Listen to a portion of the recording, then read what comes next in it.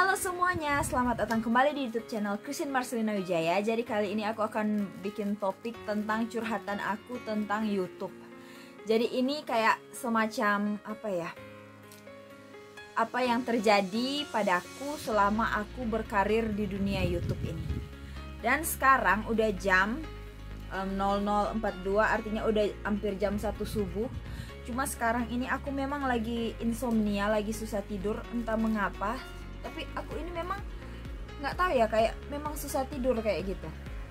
Jadi kali ini aku pikir untuk bikin konten ini aja. Soalnya kayaknya kalau aku nggak bikin konten ini kayak ada sesuatu yang kayak hati aku jadi kurang plong gitu loh. Jadi kayak kepikiran terus. Jadi menurut aku lebih baik aku bikin konten ini supaya intinya udah kayak nggak ada beban lagi gitu. Jadi aku nggak tahu konten ini ditujukan untuk siapa, tapi semoga aja bermanfaat buat kalian yang nonton ini. Jadi sebelum lanjut jangan lupa tinggalkan like, comment, subscribe, dan share, dan bantu channel ini supaya bisa berkembang. Jadi pastikan kalian pencet tombol like dan tekan tombol loncengnya. Nah, jadi di sini adalah curhatan aku tentang YouTube sepanjang aku berkarir di YouTube.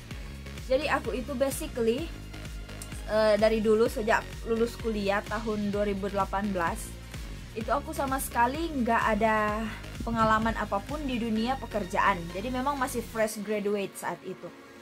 Dan aku waktu itu sama sekali udah ada berkas lamaran pekerjaan yang udah aku prepare. Cuma aku kayak hati aku itu nggak tertarik buat masukin berkas lamaran ke sebuah perusahaan. Aku justru lebih tertarik untuk bikin YouTube.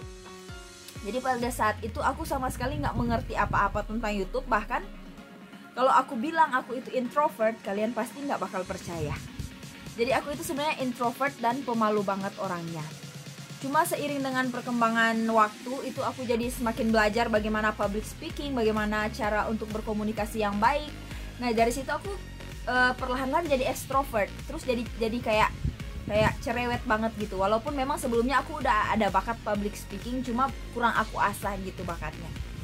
Dan sepanjang aku lulus kuliah itu aku selalu bikin YouTube. Jadi dari 2018 itu sampai ke 2019 itu sama sekali nggak ada penghasilan apapun, tapi aku tetap semangat bikin karena ini adalah passion aku. Jadi aku melakukan konten dan editing dan sejenisnya, recording, semuanya itu aku bikin sendiri dan aku comfortable karena itu memang adalah cita-cita aku. Dan pada saat itu kalian pikir mungkin wah enak nih, kamu udah terkenal, udah banyak fansnya, udah penggemarnya, udah banyak, udah populer nih. Hei, jangan secepat itu. Tapi kalian harus mundur ke belakang dan lihat perjuangannya dulu. Jadi pada saat itu aku sampai kayak kurang tidur. Itu memang kerjaan fokus di YouTube itu 1 minggu waktu itu 3 video aku upload dalam 1 minggu. Dan itu semuanya aku yang mikirin ide, sampai semuanya itu pokoknya aku yang handle sendiri. Terus pada saat itu, di saat udah stres sama YouTube kan, itu kan waktu itu kan idenya masih agak mampet ya, soalnya belum sefasih sekarang gitu. Jadi waktu itu aku masih memang agak kesulitan banget, bahkan di depan kamera kayak gini aja aku nggak tahu mau ngomong apa pada saat itu, pada saat waktu awal berkarir. Plus ditambah lagi tekanan dari orang-orang. Jadi entah mengapa orang-orang itu pas aku bilang aku nggak ada pekerjaan, mereka jadi kayak menjauh gitu. Atau pas aku bilang aku mau jadi YouTuber, mereka ketawain aku. Ini serius banget, ini terjadi. Mereka ketawain aku dan katanya, oh ngapain YouTuber kerja aja di dunia nyata. YouTuber itu nggak apa sih, nggak meyakinkan, nggak legit kayak gitu. Jadi aku pikir oke, aku dengar pendapat kalian, tapi intinya semua keputusan itu balik lagi ke aku kan. Jadi pada saat itu walaupun perkataan mereka itu sempat bikin semangat aku down, tapi mental aku untungnya nggak sampai drop saat itu. Walaupun memang ya lumayan banyak yang ketawain saat itu. Cuma ya aku enjoy aja karena memang ini passion aku. Plus aku itu zodiaknya Aries, dan Aries itu terkenal banget memiliki kemauan yang kuat gitu, dan tekadnya juga bulat. Selain itu dia juga ambisius, dan kalau semakin diejek, Aries itu akan menganggap ejekan itu sebagai tantangan. Jadi saat mereka ketawain aku, yang ada di dalam hati aku itu hanyalah oke, saat ini kalian ketawain aku, tapi suatu saat nanti aku akan membuktikan ke kalian kalau aku pasti bisa meraih impianku. Entah bagaimanapun caranya, pokoknya aku harus berhasil di YouTube. Itu yang ada di mindset aku, di pikiran aku saat itu. Seiring waktu berjalan, aku memang kadangkala kehabisan ide, sampai aku sering banget nanya ke teman-teman aku, bikin konten apa lagi ya yang bagus, bikin gimana lagi ya, kayak gitu. Terus awal mula itu aku juga nanya ke teman-teman aku, minta bantuan subscribe. Ya kalian tahu kan, pada awal-awal mula kan yang jalur paling dekat itu selain keluarga ya teman. Jadi aku minta dukungan dari teman-teman pada saat itu karena aku masih belum memiliki fans. Terus pas saat baru 500 subscriber, itu kan 1000 subscriber dan 4000 jam tayang syaratnya. Jadi pada saat aku masih 500 subscriber, aku rasanya pengen nangis, pengen nyerah di tengah jalan. Tapi saat aku pengen menyerah, itu malah muncul lagi loh ketawaan orang-orang yang lalu-lalu itu. Malah aku jadi kayak, aduh udah sampai sini aja cukup. Udah diketawain lagi, udah diginiin gini. Ya udah cukup sampai sini aja, aku stop. Tapi ujung-ujungnya aku nggak stop, malah ada beberapa teman aku yang bilang, oh semangat ya, udah setengah jalan nih, semangat, ayo lanjutin, pasti bisa sampai 1000 subscriber. Nah bersyukurlah aku punya teman-teman yang seperti itu, yang nge-push aku sampai aku tetap lanjut berkarir di YouTube sampai detik ini. Terus kalian tahu apa yang terjadi? Saat orang-orang yang ketawain aku itu dulu, sekarang mereka baru sadar saat aku udah semakin dekat dengan impianku. Walaupun memang aku udah jadi YouTuber, aku memang udah memiliki fans-fansku sendiri, yaitu kalian semua. Dan pada saat sekarang ini ada salah satu yang ngomong gini, kamu masih nge-YouTube? Ya aku bilang iya. Terus dia tanya, udah berapa subscribermu? Aku bilang aja jujur, baru 4000. Terus dibilang, waduh subscribermu itu lama berkembang itu channelmu kalau kayak gitu. Kamu harus bikin konten yang negatif, yang jelek. Lihat dong kayak Tante Lala gitu. Videonya itu maki-maki semuanya, marah-marah apa, galak. Tapi lihat, dia dapat endorse, dan sekali endorse itu biayanya bisa 3-4 juta, katanya seperti itu. Terus aku bilang, ya masing-masing orang punya keunikan masing-masing, nggak bisa dipukul rata kayak gitu. Kalau Tante Lala memang gaya bicaranya seperti itu, ya udah, artinya dia memang seperti itu. Terus aku bilang, terus dibilang, kalau channelmu itu yang lurus-lurus kayak gitu, channel yang kontennya bagus-bagus, yang baik-baik, lah itu lama banget baru terkenal. Lah aku bilang udah tenang aja, nanti juga suatu saat nanti bakal terkenal. Dan kalian tahu yang jadi pertimbangan aku di sini sebenarnya apa sih? Jadi kayak gini loh. Pada saat seperti itu aku jadi mikir, yang kerja aku, yang mikir ide aku, yang editing aku, yang beli equipment semuanya itu aku. Jadi kenapa orang luar yang, walaupun bukan orang luar juga sih, cuma maksudnya kenapa harus orang lain yang kayak ngotot banget kayak gitu. Intinya tenang aja, semua orang itu bisa sukses sesuai dengan waktunya. Kita nggak tahu kan kapan kita akan sukses, mungkin 1 tahun ke depan, atau 5 tahun ke depan, atau 10 tahun ke depan baru sukses, kita kan nggak tahu. Jadi intinya kalau menurut aku nggak usah terlalu memaksakan kehendak kayak gitu. Soalnya kayak aku kayak gini, aku memang orangnya itu nggak fokus ke money oriented, aku nggak mau kayak gitu. Soalnya bagi aku uang itu bisa dicari. Tapi kenapa aku tetap main di YouTube? Ya walaupun memang nggak bisa munafik kalau memang segala sesuatu di dunia ini memang perlu uang. Cuma itu bukan menjadi fokus utama aku. Fokus utama aku nge-YouTube itu awalnya itu karena aku pengen punya galeri yang banyak gitu. Jadi kayak aku suka banget foto, video, dan HP aku itu sering kali error, dan galeri di HP-nya itu fotonya hilang semua. Jadi kayak gitu aku malas banget, makanya aku ikut YouTube. Dan selanjutnya aku pengen nge-YouTube karena apa? Karena aku pengen menginspirasi orang. Aku pengen kalau misalnya orang yang nonton channel aku itu mereka jadi terinspirasi, jadi termotivasi, atau mereka itu ketawa, terhibur, jadi lupa sama stresnya kayak gitu. Aku pengen yang kayak bikin orang lain gitu jadi sejahtera. Kalian ngerti gak sih? Bukan sejahtera secara ekonomi ya, tapi sejahtera secara batin. Kalian ngerti gak? Jadi aku pengen kayak gitu loh. Jadi kalau misalnya aku memiliki power, aku memiliki orang-orang yang mensupport aku, orang-orang yang mendukung aku bisa menjadi public speaking ke masyarakat luas kayak gitu. Jadi aku pengen memberikan dampak yang bagus gitu, supaya bumi ini jadi lebih indah. Jadi itu kenapa aku bikin konten yang jangan bully orang yang nggak ada alis. Itu kalian bisa search nanti di channel aku.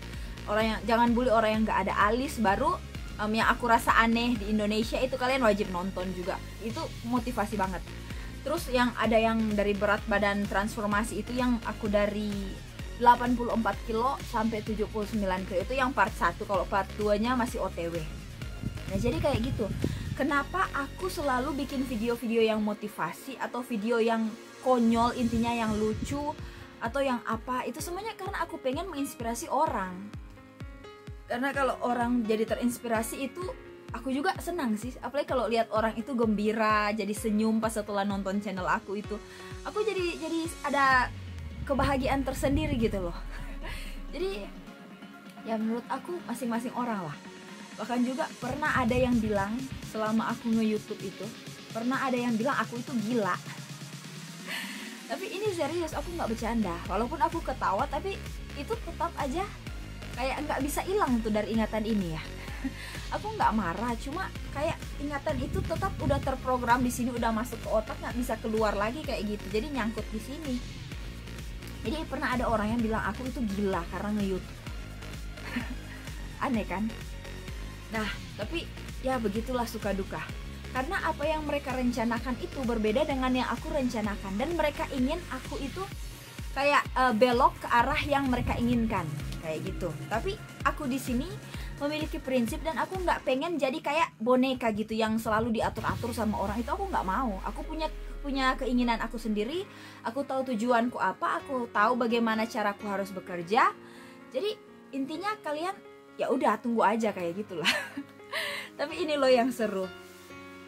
Jadi kalau kalian juga pernah ada di posisi yang sama kayak aku seperti itu, yang memang sampai dihina-hina, sampai dipandang enteng, sorry itu bahasa Manado, sampai dianggap remeh oleh orang lain, intinya kalian nggak perlu pusingin kata-kata mereka, walaupun dia kata-kata mereka itu nyangkut ke sini, tapi ya udah jangan ambil pusing. Kalian tetap fokus aja sama pekerjaan kalian, sama apa yang kalian impikan, sama apa yang kalian cita-citakan. Sama kayak aku dulu itu, aku berkarir di YouTube awal-awalnya itu saat orang-orang pada menertawakanku, pada saat mereka menganggap remehku. Jadi saat mereka menganggap aku rendah, saat itu aku mulai bekerja. Aku fokus bekerja dan terus bekerja tanpa kenal lelah. Walaupun kadang ini punggung ini udah encok, otak udah mumet karena saking ribetnya editing kayak gitu. Tapi aku tetap kerja. Sampai akhirnya aku udah ada di posisi yang nggak atas banget sih, cuma udah lebih di atas lah kayak gitu. Jadi yang dulu mereka menganggap aku di bawah sini, meremehkan aku ada di posisi di bawah sini. Sekarang aku udah ada di posisi di atas sini. Mereka udah mulai nengok, ada yang udah mulai berhasil nih jadi YouTuber. Nah, saat itu apa kalian tahu yang terjadi? Aku masih tetap sama, karakterku masih tetap sama seperti ini. Karena aku memang udah diciptakan ya kayak gini. Mau orang ngomong apapun, aku tetap bakal jadi orang baik, kayak gitu. Dan saat aku udah mulai di atas sini, satu persatu mulai datang dong. Jadi ini kayak apa ya, kayak FTV kayak gitu, tapi ini di kenyataan. Satu persatu mulai datang, udah bilang begini, kamu kalau udah jadi YouTuber, udah terkenal, udah bagus kayak gini, jangan lupain aku ya. Kalau bisa bagi-bagi ya, kalau udah sukses, bagi-bagi rezekinya, kayak gini, kayak gitu. Dan itu sekarang yang aku dengar lumayan banyak yang masuk ke telinga aku. And then I start to thinking, jadi aku mulai pikir, oke, kalian dulu waktu aku masih mulai, kalian ledekin, kalian ketawain, kalian caci maki, kalian hina, kalian patahin semangat aku. Tapi sekarang saat aku udah mulai naik, udah mulai manjat-manjat ini, udah mulai ke atas, makin ke atas, kalian malah justru pengen kayak jadi benalu loh kayak gitu, kayak pengen nempel. Entah panjat sosial atau panjat rezeki atau panjat apalah, aku juga nggak ngerti, tapi kayak gitu. Tapi di sini ya seperti itulah. Kadang usia itu memang nggak bisa jadi jaminan seseorang itu bakal dewasa atau enggak. Tapi tergantung bagaimana cara dia memandang tentang dunia ini dan bagaimana cara dia berpikir. Itu yang bikin seseorang jadi dewasa. Tapi di satu sisi, kalau mereka memang pengen minta bantuan, ya tetap akan aku bantu. Karena aku nggak bisa marah sama mereka. Cuma yang aku pengen share di sini adalah semoga tetap jadi pelajaran buat kalian. Yang mana kalau orang lain masih di posisi di bawah, atau misalnya kalian udah memiliki pekerjaan dan orang tersebut belum memiliki pekerjaan, intinya jangan anggap remeh orang tersebut. Karena kita semuanya itu sama-sama manusia, nggak ada yang beda. Mau kaya atau miskin, cantik, ganteng, tinggi, pendek, gendut, langsing, atau apapun, tetap itu sama kedudukannya. Semua itu sama, tetap manusia namanya ya. Jadi jangan saling menganggap remeh. Dan kalau misalnya kalian kayak yang udah aku bilang tadi, ada yang dihina-hina atau dianggap remeh kayak gitu, tetap aja fokus bekerja. Bahkan kamu harus jadi lebih semangat lagi bekerjanya, supaya kamu bisa membuktikan kepada mereka yang banyak omong itu kalau apa yang mereka katakan itu salah 100%. Jadi kamu harus membuktikan kalau kamu harus bisa menjadi orang yang berhasil suatu saat nanti. Intinya tetap semangat dan tetap berdoa. Jangan lupa berdoa ya. Dimanapun kalian bekerja selalu utamakan untuk berdoa juga, karena doa itu besar kuasanya. Oke, jadi hanya seperti ini dulu yang mau aku share. Semoga video ini bisa memotivasi kalian semua. Dan terima kasih sudah menonton. Bye-bye. Oh iya, jangan lupa follow Instagram aku, CM Wijaya, dan sampai jumpa di video selanjutnya. Bye.